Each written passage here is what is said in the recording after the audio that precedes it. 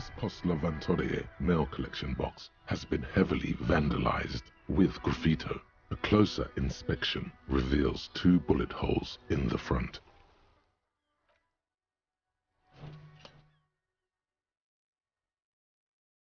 The box seems happy.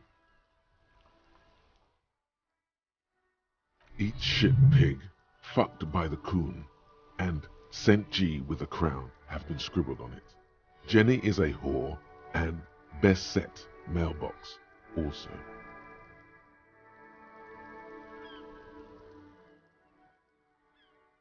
The mail collection box seems cathartic, thankful even.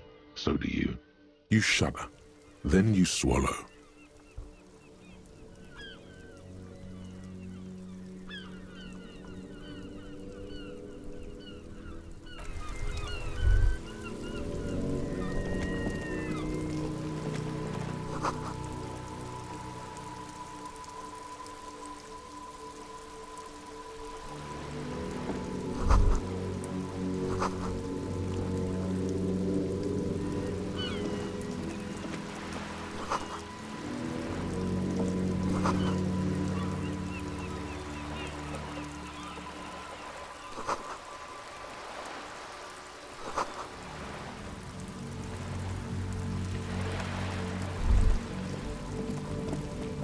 Hello, sir.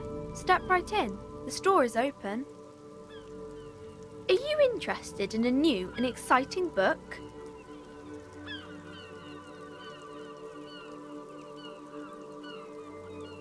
Okay, sir. I'll try to answer any questions you have. I hope they're about books. My name is Annette, sir.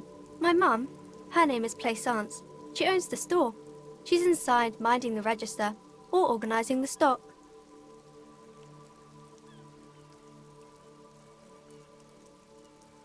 Feel free to step in and browse our wares.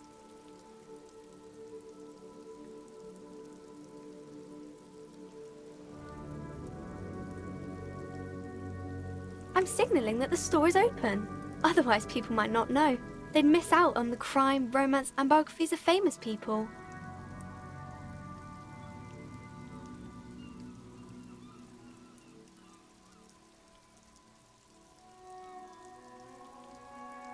Thank you, sir. I'm happy to help Mum out with the store.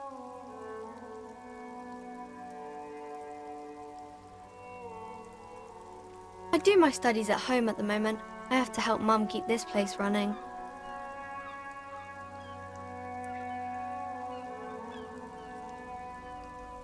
Mum says it's necessary to do both because it builds character. Mum says a proper worker is dutiful. That's how you get ahead in life. You succeed. There is stress and unease behind these words. She's reciting etiquette.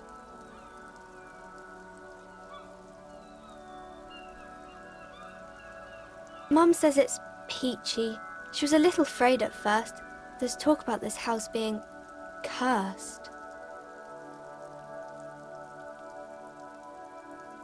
Behind her, the window has been boarded up. You sense the boards creaking, twisting for a second, and some kind of doubt in her tense shoulders. Cursed in the way that makes them say that no business has ever really thrived here, sir. That they all go... Exactly, but we've been doing fine so far.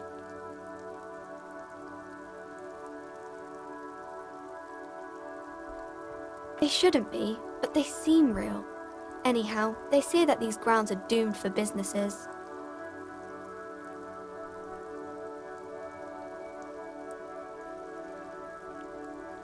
Of course, sir. Crime fiction is about murders or burglaries or things like that, and the work of a policeman or a private detective who's trying to solve a crime and catch the criminals.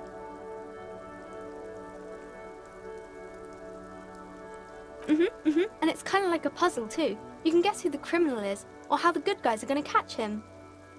You don't look much like a policeman.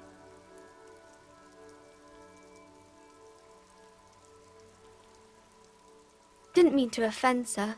Sorry, sir. It's just that you don't look like Dick Mullen.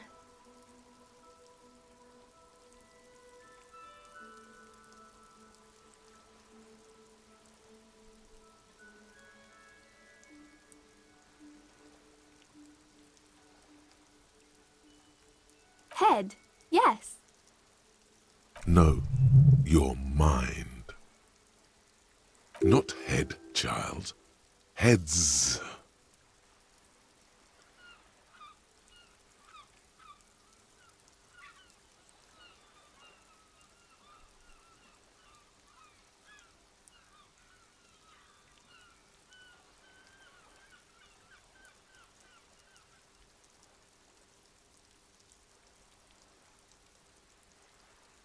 No, he's wicked smart in the stories. Like you, sir, of course. He's just a fictional character. He's no match for you. Maybe you can show me some real police work, sir. Like in the books.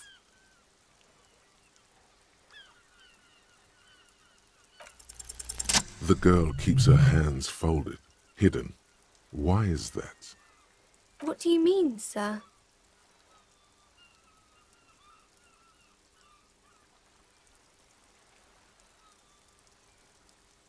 She looks around anxiously. Her hands remain folded in front of her. She doesn't want to show them. The lieutenant stands by, looking at the two of you with little interest. She brings out her reddened hands, her nails frayed, nearly chewed down to the flesh. And you knew this from me keeping my hands folded? Well, that proves nothing. Anyone could do an easy deduction like that.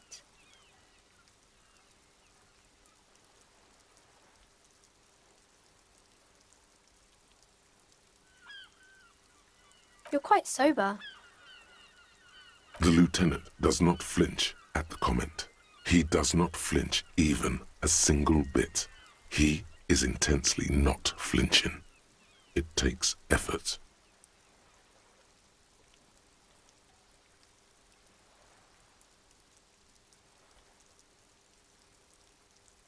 I'm sorry, sir. I hope things get better soon. There she stands, swaying on her feet, assaulted by the early spring breeze. She smiles at you. The whole situation suddenly feels familiar. There's something you're missing.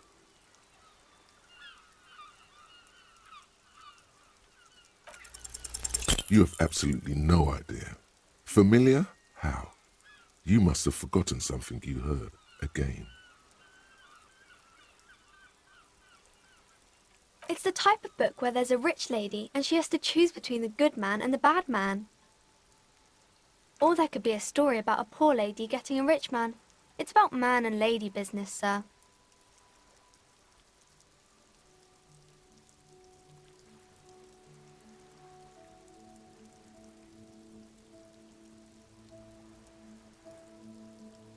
That's really not a proper romance story. That's more like everyday life. Not in romance books, sir. These are about nice and pretty people, and everyone is happy in the end. These are not very common. You can't have a choice between bad and bad. Nobody wants to read a story like that. Well, maybe then it's fine.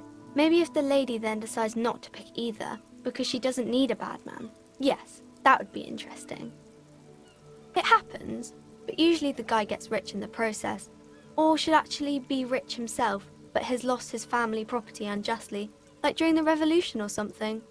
Those are unhappy books, for most of the pages. People sad about what they have lost, but then it all turns out just fine in the end. I haven't read many of those. Maybe you should ask Mum. I don't think it's a romance story if the main characters break up, though.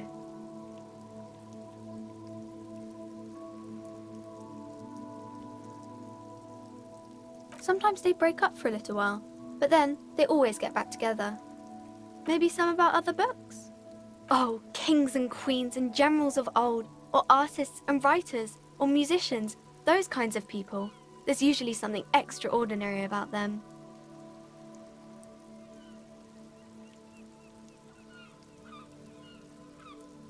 I think that's why people read them, to find the secrets of their fame. Seems like most people who read those books fail to get more famous from reading them. But it does make the famous people more famous.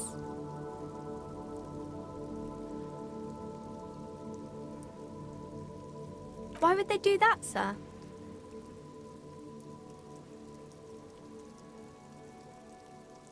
That's so cool.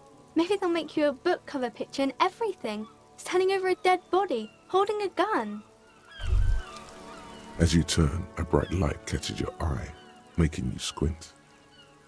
From a distant sunset, a stage light, flash photography, nowhere in particular. It's just what superstar law officers do. They squint at lights, and they solve shit. Yeah, you have. You're a big dick cop, Dick Mullen, Salam Rocky Bayi, badass on-the-edge disco cop. Time to recede into a ludicrous fantasy world. Here we go. Camera. Lights. With a sudden flash, the world freezes around you, and you along with it. In an iconic monochrome solution, a black silhouette against a rasterized orange world. It's on.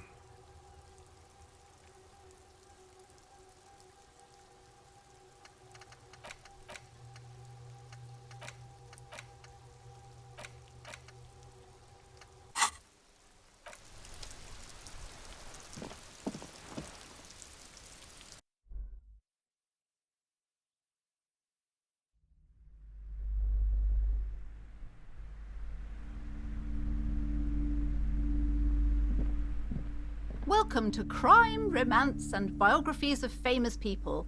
My name is Plaisance.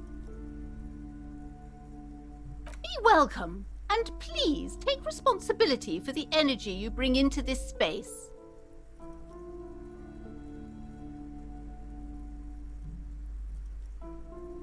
I am the proudest owner of our little shop of culture.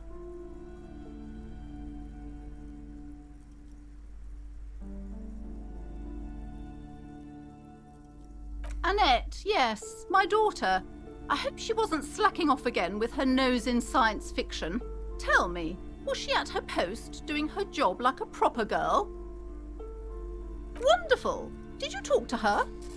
Great!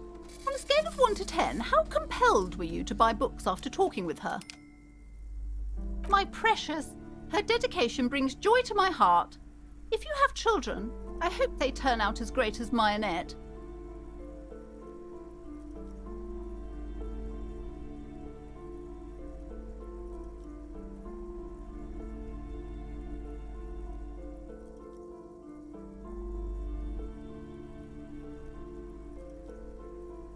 God, I've told her not to do that. It's such a disgusting habit. She'll get over it. Anxiety is a part of life. She can, if she has enough willpower. This is what's called growing pains. Life isn't easy. Life doesn't give breaks. Come on, ma'am. It's obvious she can't do anything about it. You are placing an unnecessary burden on a young child.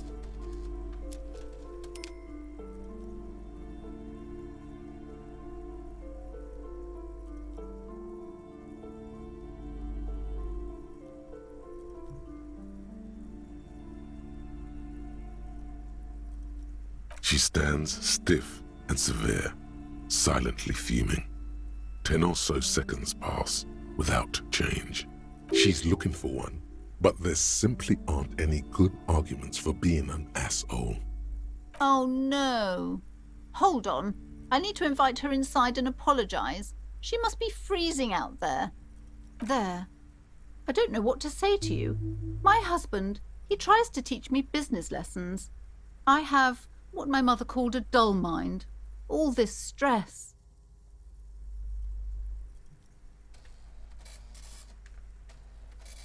Yes, I'm afraid so. A real treat she is.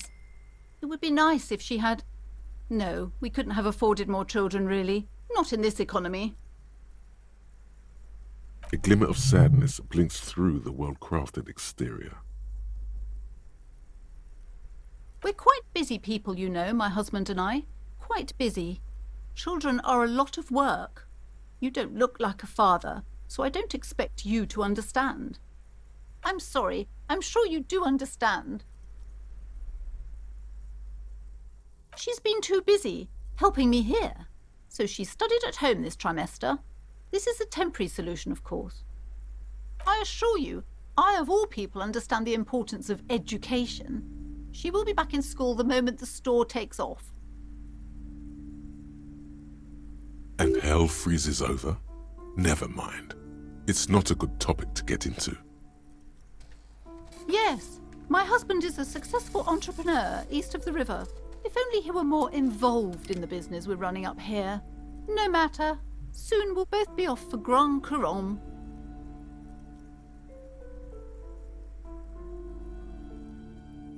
He made the initial investment. Since then, he's been what you might call a silent partner. Super silent, almost inaudibly so. The woman looks aloof, her features much softer. Occasionally she glances at her daughter's silhouette. Then why are you talking to me? Everything is on the shelves to browse. Don't you feel compelled to buy anything? See those shelves there? Go, be drawn. Everything is on the shelves. Take a look yourself. The shelves compel you, don't they? She smiles and nods, seemingly relieved.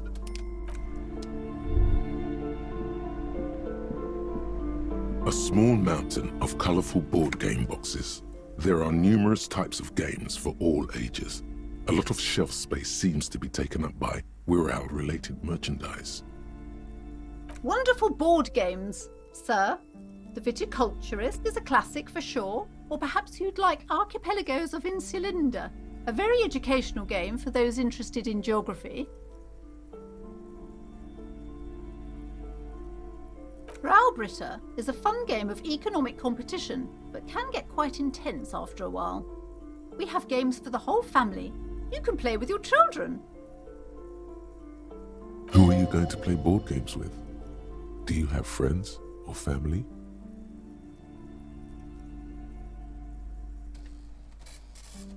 Then don't.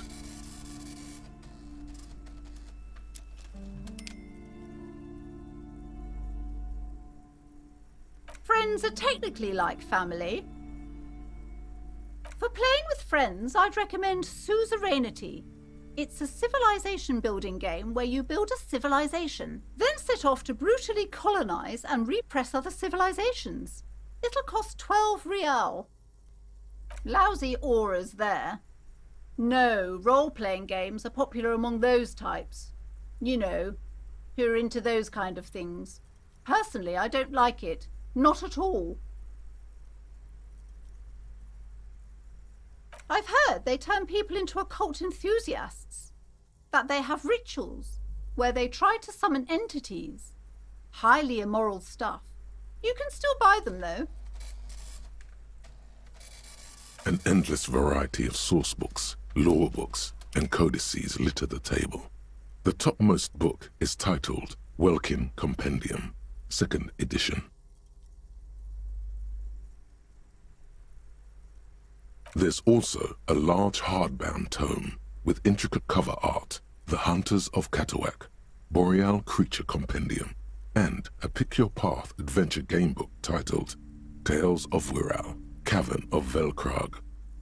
Books in a board game section? Who wants to read books? There's a box that says Wirral, 3rd edition Mega Setting Supplements Module. The side panel notes, a fantastique adventure board game, new maps and miniatures. A sticker on it displays 25 real.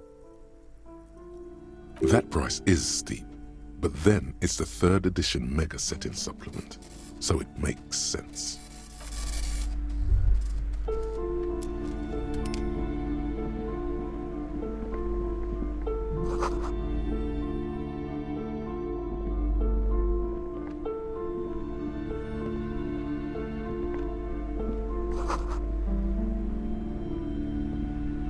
I'm sorry, sir. I can't talk right now. I'm very busy with my homework. I have so much homework now. You just can't win. Out of the rain and into the gutter.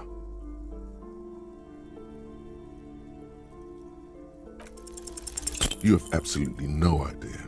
Familiar? How?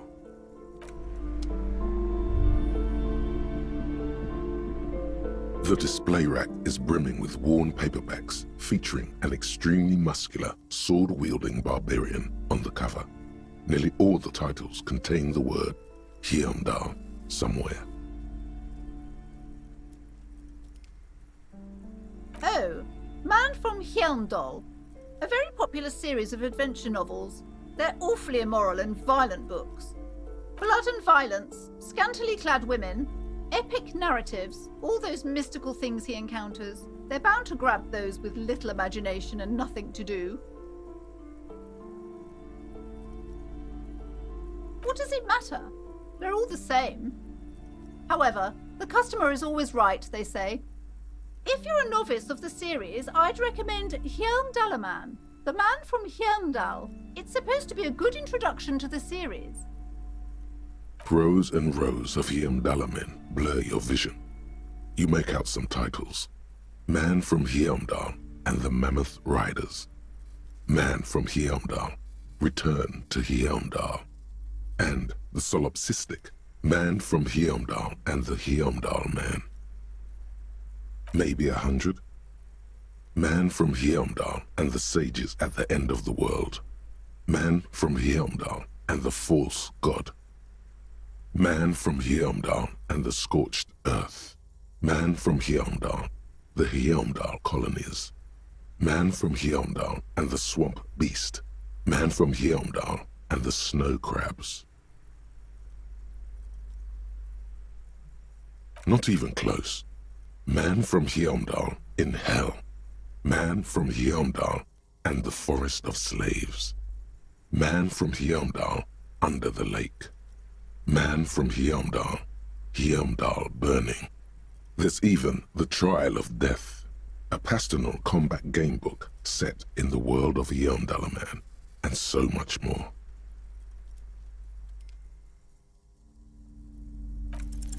But nothing of interest.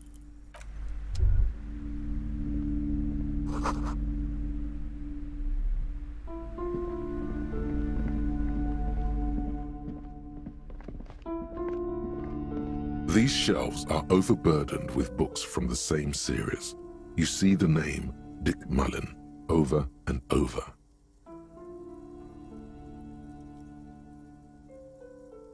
Oh, crime, robberies, murders, even sexual crimes. We're fortunate to have Dick Mullen and his stories to sort all that out. You're a police officer, apparently. You should buy all of these. They really do teach a person how to be a proper detective.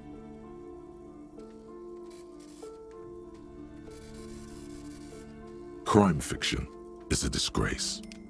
An asinine misrepresentation of the physical attributes of the arduous everyday work of actual police officers. These books greatly overstate the excitement of police work, glossing over how long it takes to actually follow up on leads and eliminate dead ends.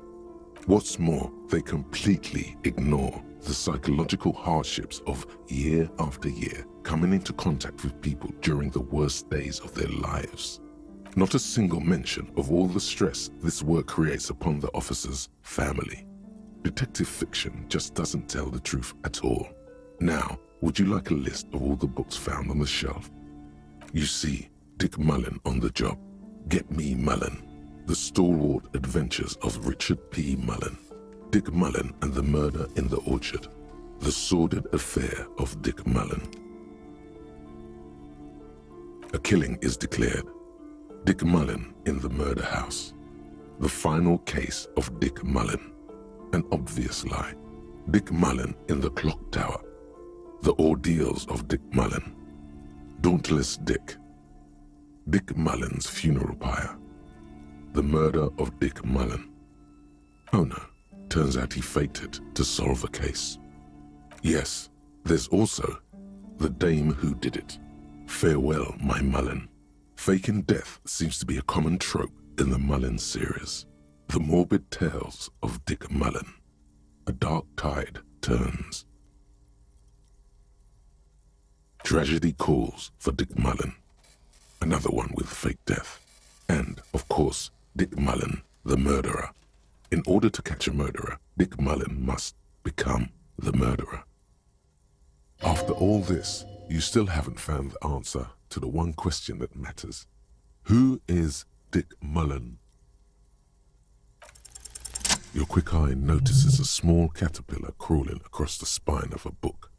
The title reads, Dick Mullen and the Mistaken Identity. A worn paperback from Dick Mullen's classic Hard-Boiled Phase.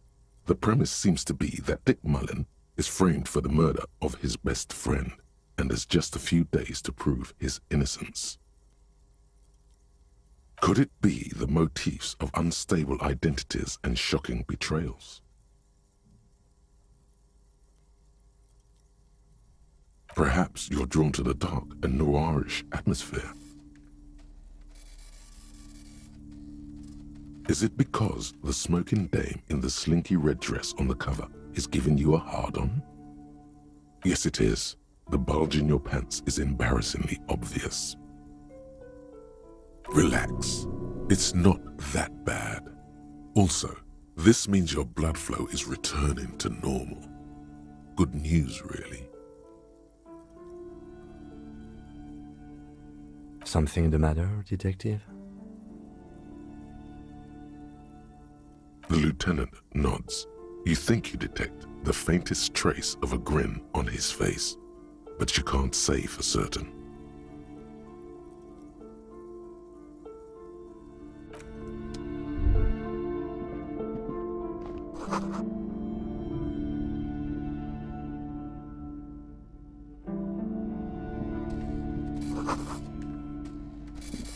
The plaque on the shelf reads, Biographies of Famous People.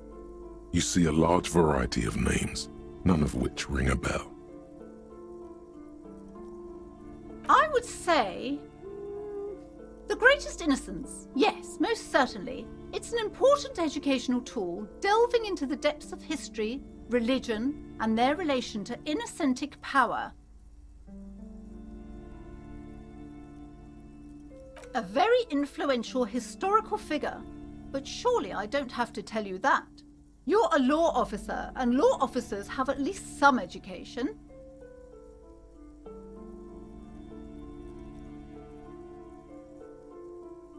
The book is also very daring.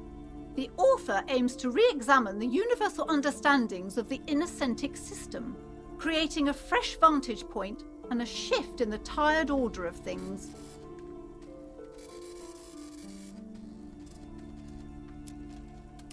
Certainly, it's prudent for a person to have at least an elementary understanding of history and society. Imagine the chaos we'd be in otherwise. You feel like you should get this one. Definitely. It's important somehow. There's something personal inside.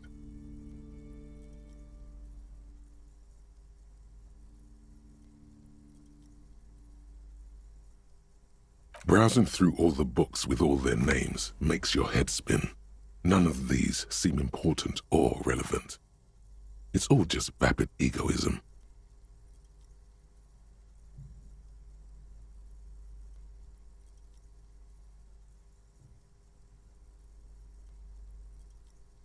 Suddenly, a particularly odd title catches your eye.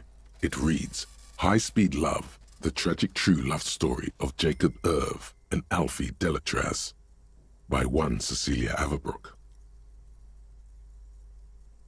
High Speed Love chronicles the romance between two of the finest tip-top tourney racers in history. One of them is the madcap driver, Jacob Irv. His blonde mane graces the cover. Next to Irv's life story, you see a slim biography of an Occidental rock star called the Anti-Star. He's famous for shooting morphine into one of his eyeballs and cocaine into the other.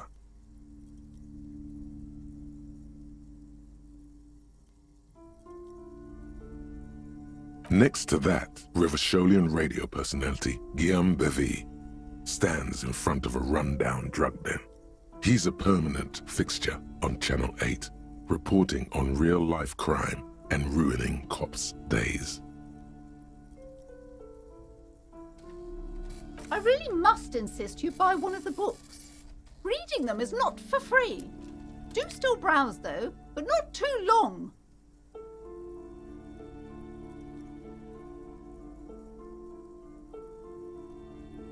I'm sorry, I did not mean to rush you. You are browsing. Go ahead. Take your time. Time is commerce.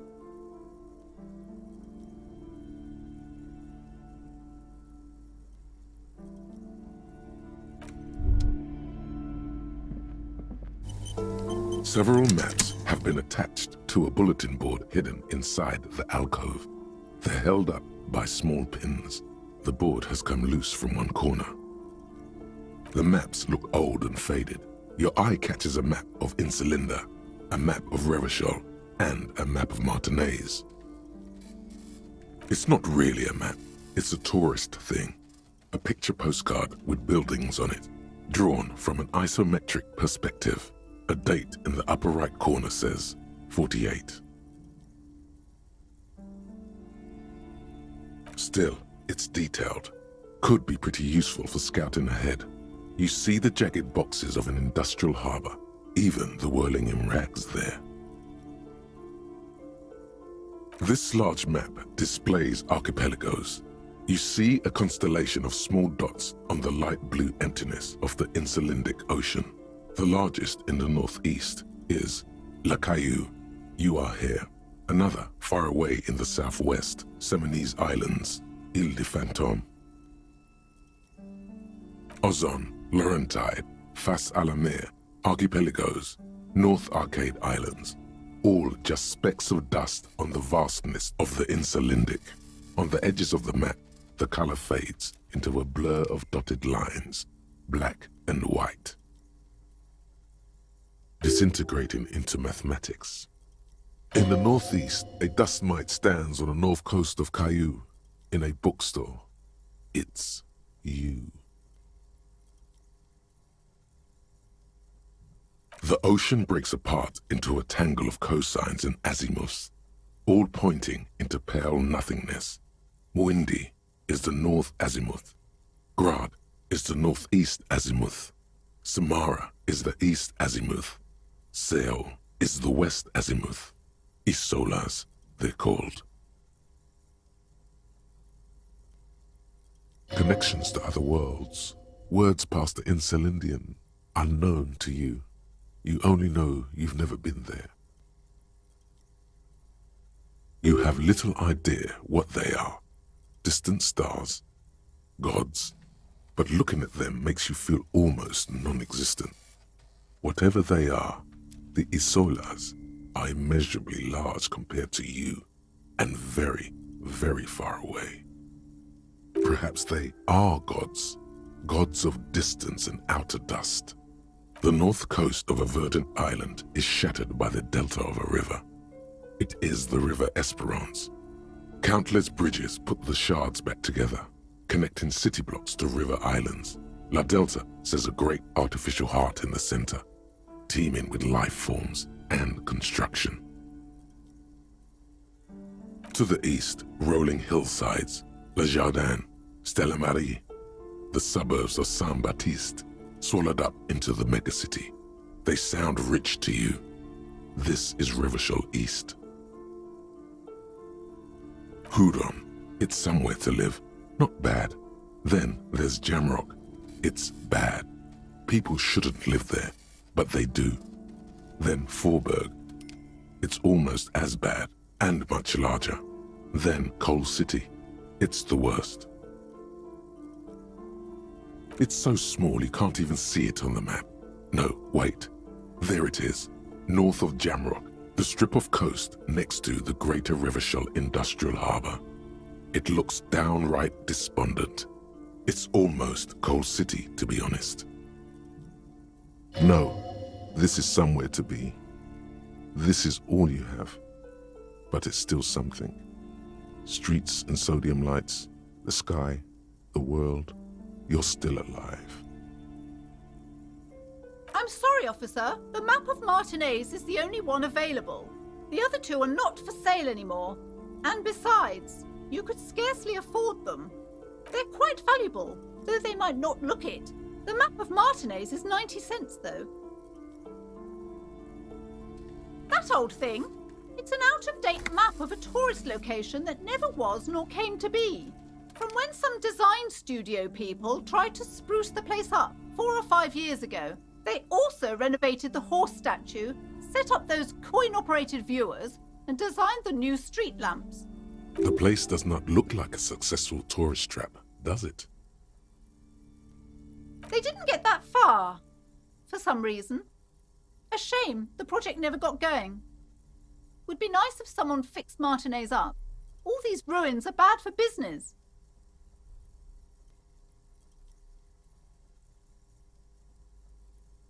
Always good to be informed of your surroundings. This bookstore is not strictly about crime, romance, and biographies of famous people. There's also a wide range of paranatural literature. Sir, please, no browsing in that shelf. That wisdom is not for free. I can't have you end up, like, opening a police store next door and stealing my customers. Oh, no. Amidst the various books, you find one written by someone named Matthias W. Dundas. It's about wholeness, unity, balance. These 3 things are very important to the working class mind.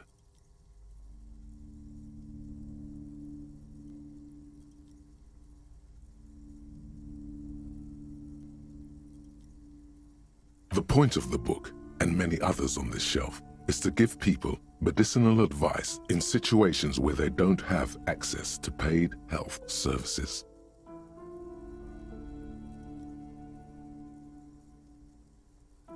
It serves platitudes while also telling everyone that traditional medicine, the kind people don't have access to and which costs more than this book, is garbage and would only give you cancer anyway, without even curing your cold or anything. Wholeness, unity, balance, on the other hand, can basically take care of anything, though it is important to note. When it's up to your mind to heal yourself, then it's because of your mind that you're ill in the first place. The book features chapters on topics such as how to find magnesium. It even lists plants you can harvest magnesium from. How to continue drinking if you're an alcoholic who has destroyed his liver. And there's even a chapter on the ancient Seraïs tradition of using duck gallbladder preservatives to treat and prevent sexually transmitted diseases. Pre and post factum apply. Nothing worth buying.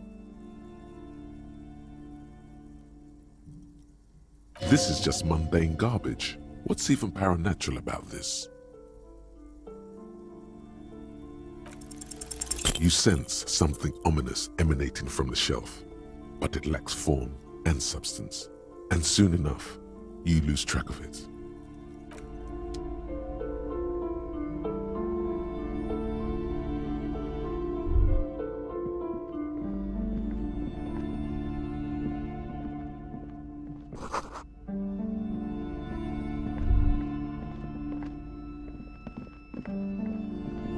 You see a set of tattered curtains blocking the way to another room. A strange cage-like trinket dangles from the curtains. Excuse me, officer. The back room is strictly for employees only.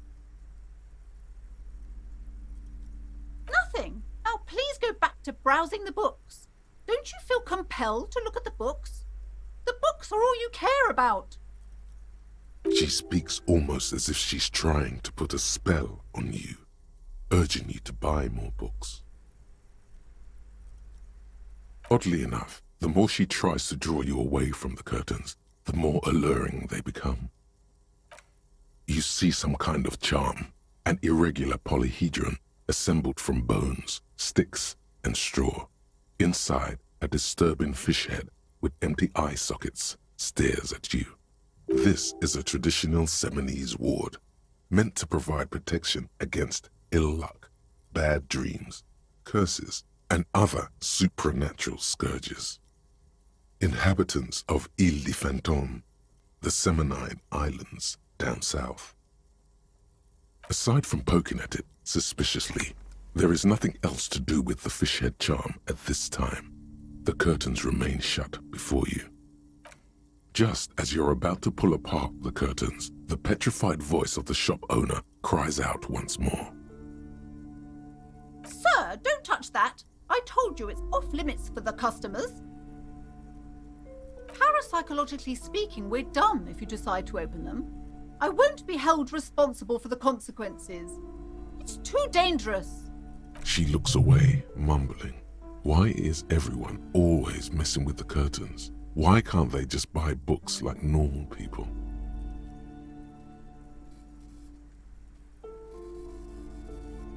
Why? It's not like anyone was killed there. I am sorry, I don't mean to be so impolite. Just please don't go there. I can't allow that. You'll only make things worse and unleash the powers. No, it's just a storeroom for the employees, I told you. Now please step away from the curtains. You do? My God, even more reasons not to mess with the curtains. Just step away, dear sir. No! Please just talk to me, officer. Come here and let's talk this through before you decide to do anything extreme. Talking is always good. Go see what she has to say. There is something mysterious about the curtains. Be careful. The curtains, tattered with age and covered in dust, hang before you, as if taunting you.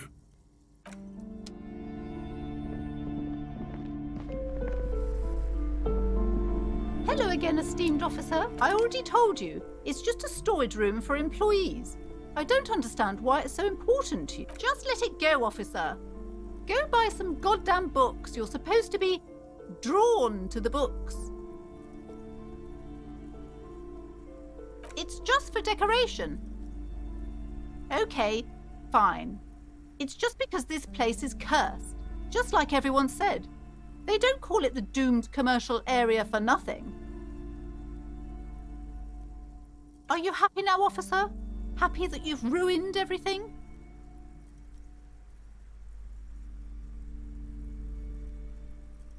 The curse is so much worse than you could imagine. It's a disease, eating at the very foundation.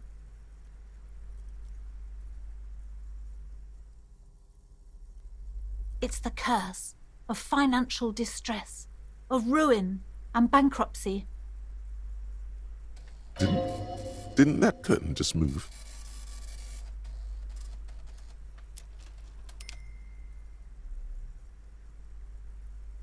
Everyone knows that all the previous companies in this building have sooner or later declared bankruptcy, and their malicious spirits are still here, feeding off bad business practices and disappointing income statements. There's something wrong with this building, I can tell you.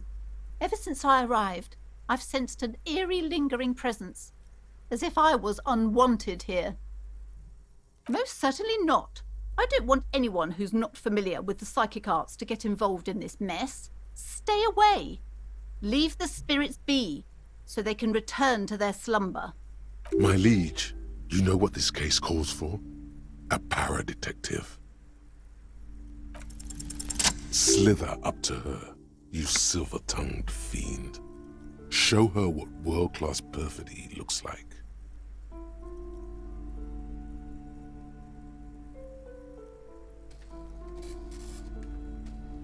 Are you sure? Don't think I haven't seen charlatans before.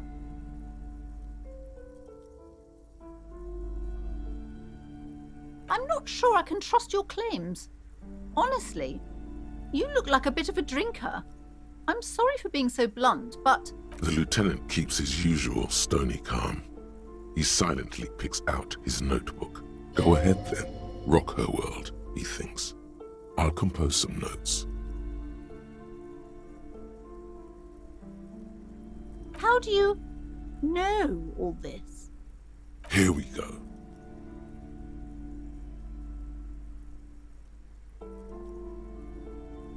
You're part Simonese. Oh, it means our meeting couldn't have been mere chance.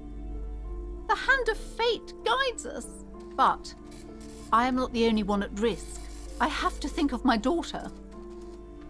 You are certain you can help us? Keep us safe? I can't allow any collateral damage to hit us. Oh, certainly so, ma'am. I can assure you my partner is eminent in this particular field.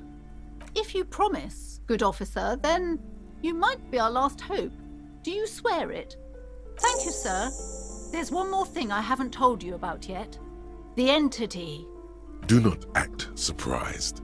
You know of these things, sire. You have? The entity takes the form of a woman, a witch probably. I've suspected that she must be connected to the curse ever since I first saw her. Did you know that she lives inside the chimney? Yes, that chimney is part of the building's central furnace, and it's enormous. She has barricaded herself behind some metal security curtains.